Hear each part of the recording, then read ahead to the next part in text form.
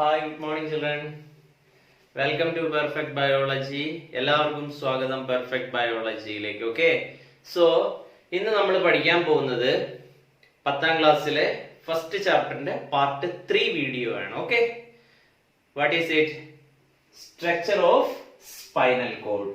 Here it is structure of spinal cord. Because നമ്മൾ വരച്ച് ഇപ്പൊ വലിയ വലിയ ഡയഗ്രാംസ് ഒക്കെ ആണെങ്കിൽ അത് വരച്ച് ക്ലാസ് എടുക്കുമ്പോൾ ഇറ്റ് ഈസ് ടൈം കൺസ്യൂമിങ്. അതുകൊണ്ട് ഞാൻ ഇപ്പോൾ വരച്ചിട്ടതാണ്, അതിനുശേഷം എടുക്കുകയാണ്. ഓക്കെ, നിങ്ങൾക്ക് ഒരു ലൈവ് ക്ലാസിന്റെ ഫീലിംഗ് വരാനാണ് ഞാൻ ഇങ്ങനെ തന്നെ ഒരുപാട് ആർട്ടിഫിഷ്യാലിറ്റി ഇല്ലാതെ തന്നെ ചെയ്യുന്നത്. നിങ്ങൾക്ക് എല്ലാവർക്കും ഇഷ്ടപ്പെടുമെന്ന് ഞാൻ കരുതുകയാണ് കേട്ടോ.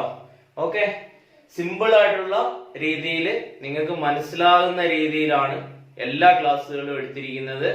സോ വളരെയധികം നിങ്ങൾ ഒന്നോ രണ്ടോ പ്രാവശ്യം അത് കേട്ട് നോക്കുക. Okay, here the structure of spinal cord. നമുക്കറിയാം സെൻട്രൽ നെർവസ് സിസ്റ്റത്തിനെ രണ്ടായിട്ട് ക്ലാസിഫൈ ചെയ്തിട്ടുണ്ട്, ബ്രെയിൻ ആൻഡ് സ്പൈനൽ കോഡ്.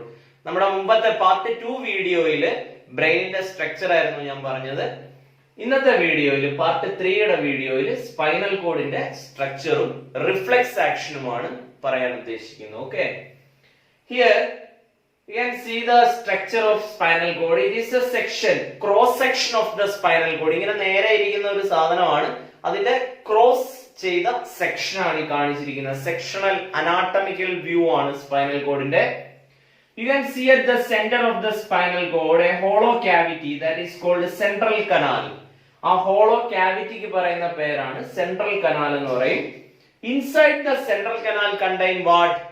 ഞാൻ ആദ്യം പറഞ്ഞു ബ്രെയിനിന്റെ അത് പറഞ്ഞപ്പോൾ ഞാൻ പറഞ്ഞു ബ്രെയിനിലും സ്പൈനൽ കോഡിലുമായിട്ടാണ് സെറിബ്രോ സ്പൈനൽ ഫ്ലൂയിഡ് കാണുന്നതെന്ന് പറഞ്ഞല്ലേ. അപ്പൊ ഈ സെൻട്രൽ കനാലിന്റെ അകത്തായിട്ടാണ് എന്ത് കാണുന്നത്? CSF അല്ലെങ്കിൽ സെറിബ്രോ സ്പൈനൽ ഫ്ലൂയിഡ് കാണപ്പെടുന്നത്. Okay, so inside the central canal it is filled with CSF or cerebrospinal fluid. Okay, now you can see here the outer region of the spinal cord, outer part of the spinal cord, this outer area, these lines are there you can identify the lines. These lines contain area, that is the outer part of the spinal cord. That part is called white matter. That area is called white matter. And inside of the spinal cord is called gray matter. Inner part of the spinal cord is called gray matter. So outer part of the spinal cord is called white matter and inner part is called gray matter. Okay, now the most important areas you can see here, dorsal root and ventral root. No, these two roots are combined, these two nerves are combined together to form spinal nerve. Okay, these two areas are combined together to form spinal nerve. One fact is there, almost 31 pairs of spinal nerves are present in the spinal cord. So നിങ്ങൾ ഓർത്തിരിക്കണത് 31 ജോഡി spinal നെർവുകൾ എവിടെ join ചെയ്യുന്നുണ്ട്? Spinal കോഡിൽ കാണപ്പെടുന്നുണ്ട്. Okay, so ഈ dorsal റൂട്ടും ventral റൂട്ടും കൂടെ ചേരുന്നതാണ് സ്പൈനൽ നെർവ് എന്ന് പറയുന്നത്. അപ്പോൾ നമുക്ക് നോക്കാം, what is the role of these two parts, dorsal root and ventral root. Dorsal റൂട്ടിന്റെ ഫംഗ്ഷൻ എന്ന് പറയുന്നത് it carries sensory impulses into the spinal cord. It carries sensory impulses into the spinal cord. Spinal കോഡിനകത്തേക്ക് sensory ഇമ്പൾസുകളെ carry ചെയ്യുന്ന പാർട്ടാണ് dorsal root. ഇവിടെയും കാണാം, ഇതും ഡോർസൽ റൂട്ട് ആണ്, ഇതും ഡോർസൽ റൂട്ട് ആണ്. Okay, and what is the role of ventral root? നേരെ ഓപ്പോസിറ്റ് ആണ്. Ventral root carry motor impulses from the spinal cord. Spinal കോഡിൽ നിന്ന് പുറത്തേക്ക് മോട്ടോർ ഇമ്പൾസുകളെ ക്യാരി ചെയ്യുന്ന പാർട്ടാണ് ഏത്? വെൻട്രൽ റൂട്ട് എന്ന് പറയുന്നത്. It carry motor impulses from the spinal cord. Dorsal root carry sensory impulses into the spinal cord, but ventral root carry motor impulses from the spinal cord. നേരെ ഒന്ന് അകത്തോട്ട് കൊണ്ടുവരും spinal കോഡിലോട്ട്, രണ്ടാമത്തത് സ്പൈനൽ കോഡിൽ നിന്ന് പുറത്തേക്ക് കൊണ്ടുപോകും. Okay, so what is the role of dorsal root? Dorsal root carry sensory impulses into the spinal cord. And what is the role of ventral root? Ventral root carry motor impulses from the spinal cord. Spinal cord il ninnu porathekku kondupogunna impulse kondupogunna nerve aanu, nervinte part aanu idu ventral root ennu parayunnathu. Okay, so this is all about the structure of spinal cord. Labeled diagram is very important, so you have to learn how to label the structure of spinal cord. So once more I will explain to you. The center part of the spinal cord contain a cavity, hollow cavity called central canal. It is filled with the cerebrospinal fluid. Okay, and gray matter and white matter is there. Outer part of the spinal cord is called white matter and inner part of the spinal cord is called gray matter. And two part of the nerve, that is dorsal root and ventral root, it is combined to form the spinal nerve. Almost 31 pairs of spinal nerves are present in the spinal cord. So what is the role of dorsal root?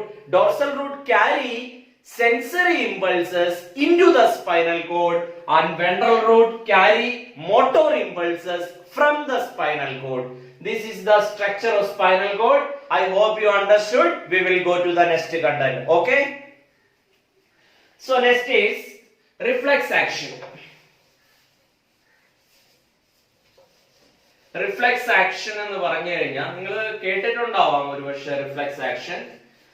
Reflex ആർക്കും reflex ആക്ഷനും ഒരു complicated phenomenon ആണ്. Actually നമ്മുടെ ബോഡിയുടെ ഒരു എബിലിറ്റിയും കൂടെയാണ് reflex action എന്ന് പറയുന്നത് കേട്ടോ. കാരണം ചില ഘട്ടങ്ങളിൽ ബ്രെയിനിന് ചില തീരുമാനങ്ങൾ എടുക്കാനായിട്ട് ബുദ്ധിമുട്ടുണ്ടാവാം.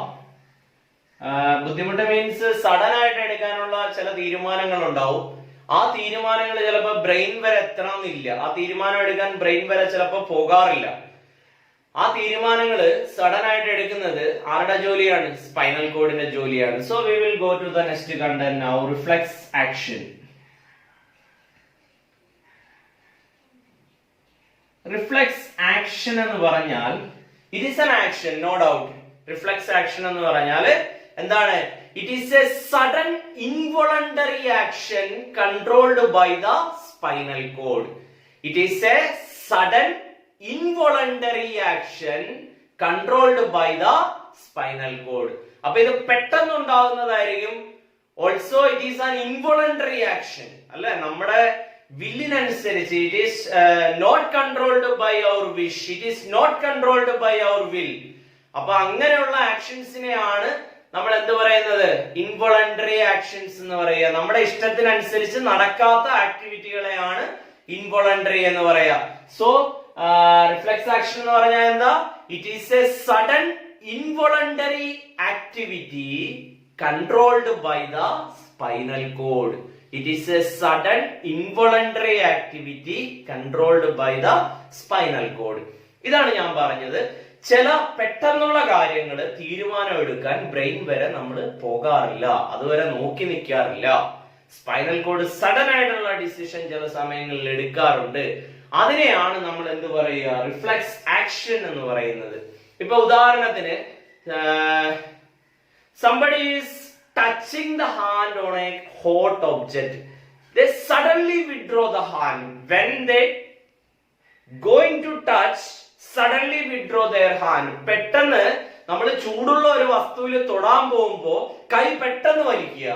അതുപോലെ കണ്ണിലേക്ക് ആരെങ്കിലും അറിയാതെ ഇങ്ങനെ കുത്താൻ പോകുമ്പോ കണ്ണടക്കുക. ഇതൊക്കെ എന്താണ്? ഇതൊക്കെ നാച്ചുറൽ ആയിട്ട് നടക്കുന്ന പ്രോസസ്സുകളാണ്. നമുക്കറിയില്ല നാളെ 1 മണിക്കൂർ കഴിയുമ്പോ അല്ലെ ഇന്ന് 12 മണിയാകുമ്പോ ഒരാൾ എന്റെ കണ്ണിലേക്ക് കുത്താൻ വരും എന്ന് നമ്മൾ നേരത്തെ മുൻകൂട്ടി കണ്ടിട്ടില്ല. നമുക്കറിയില്ല ആ കാര്യം. അപ്പൊ ഓട്ടോമാറ്റിക്കലി ഇങ്ങനെ അറിയാതെ ഇങ്ങനെ കുത്താൻ വരുമ്പോ അവർ ഐലിഡ്സ് ബിക്കം ക്ലോസ്ഡ് നാച്ചുറലി. അതൊക്കെ എന്താണ്? That all are reflex action. ഇനി ഞാൻ ഒരു ഉദാഹരണം കൂടെ പറയാം. ഇപ്പൊ എറണാകുളത്തുനിന്ന് ഒരു ലോറിയിൽ ലോഡും കയറ്റി ഇങ്ങനെ വന്നോണ്ടിരിക്കുകയാണ്. അപ്പൊ അത് ഏകദേശം നമ്മുടെ മലപ്പുറം ചമ്രവട്ടം പാലം, പൊന്നാനിക്ക് അടുത്തുള്ള പാലത്തിന്റെ അവിടെ എത്തിയപ്പോ, പൊന്നാനി കഴിഞ്ഞുള്ള തിരൂരിലേക്കുള്ള ബോർഡറിൽ എത്തിയപ്പോ, ചമ്രവട്ടം പാലത്തിലെത്തിയപ്പോ പെട്ടെന്നൊരു പൂച്ച വട്ടം ചാടി. ലോഡാണ് വണ്ടി, നല്ല ലോഡുണ്ട്.